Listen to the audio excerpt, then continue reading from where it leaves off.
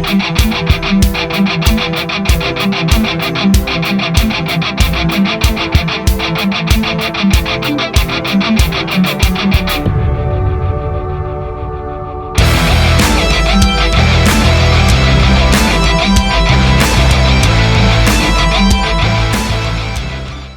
Johnny, who do we got next? Out of Florida State, we have Jaheim Bell. He's a little bit shorter than the other two. The other guy was 6'6", and then Stover is 6'4". Bell is 6'2". Picked in the 7th round with the 11th pick by the New England Patriots. I have to be 100% honest. I had no idea who this guy was until Johnny sent it to my inbox. I had to search him, and I still know nothing about him outside of a few little things. I haven't seen anybody draft him, talk about him. I know very little. I wouldn't recommend anybody to take this guy unless it's a deep, deep dynasty league with a lot of flex spots. Pez, your thoughts? I watched him quite a bit last year at Florida State because before he transferred last year, and he kind of broke out last year as a highlight in that Florida team, because before that he was at, I'd like to say USC if I'm making it up off the top of my head. Where was he? No, South Carolina. South Carolina first. Then I watched quite a few Florida State games, and he did stand out. Now, for a tight end, his height, his weight, his arms, his span is a bit small. Yeah, he's more like a receiver, but he looks electric as well. Like 6'2".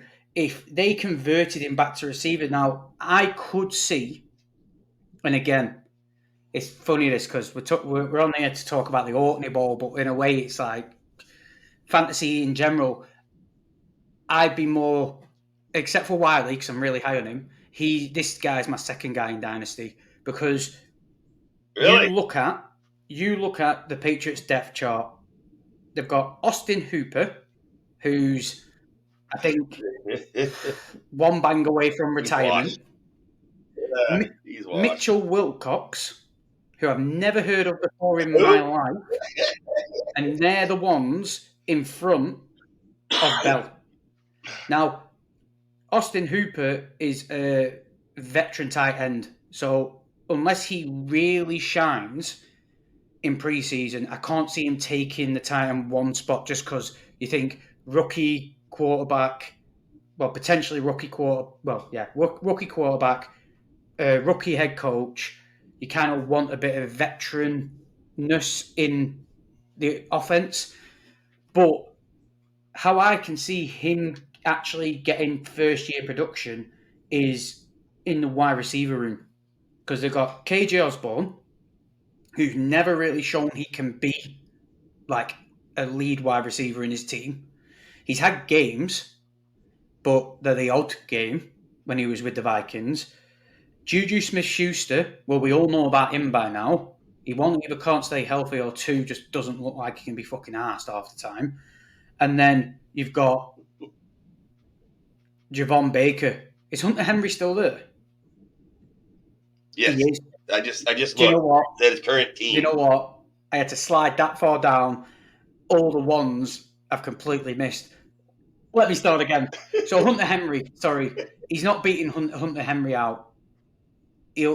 Now I've actually sorted my shit out. I could see him beating Austin Hooper and Wilcox out by the time training camp is done.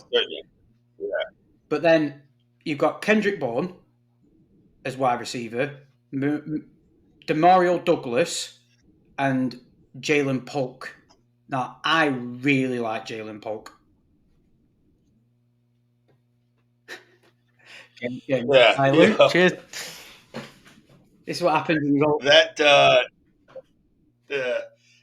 There's nothing about that New England offense that makes me want to draft anyone from that team. The No one, not even the running back. Oh, No, I'm staying away from them all. And a rookie tight end is going to be very far down the list of a New England Patriot that I would be drafting. That offense is offensive, and they have a defensive-minded head coach. It's going to be worse next year. New England is going to be one of the worst, if not the worst teams in the NFL. Thank you, Bill Belichick. Yes. I totally agree with what you're coming from, but that's where I think Ramondre Stevenson's going to have a really good year because the defensive head coach and he's going to play so safe on offense. And yeah, it could be. Just to reply to Luke, this is why I don't do live podcasting because I normally do something stupid. Like that whole conversation I just had then. But now I've sorted my shit out. He's like Titan 4 on the depth chart, Bell. I think he'll go higher up. The thing, what you said there, you are right in what you said. It does look, you look at it and think it fucking stinks. But that's why you just don't know. Like, he could ascend himself and they could transfer him back to wide receiver, you know?